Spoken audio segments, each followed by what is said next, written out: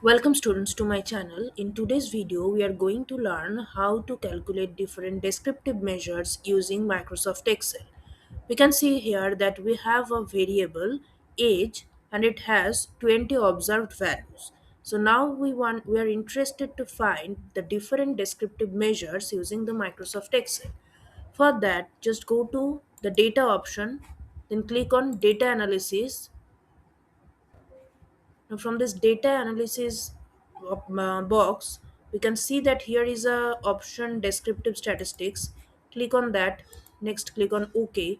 In the input range, you have to select this input range grouped by.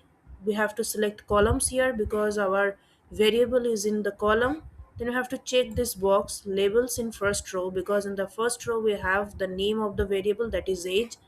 Next here click on output range and select the cell where we want to get our output. Then from these options we need to select the summary statistics, click on OK. So these are the descriptive measures we got by using Microsoft Excel. So this is how we can calculate the different descriptive measures.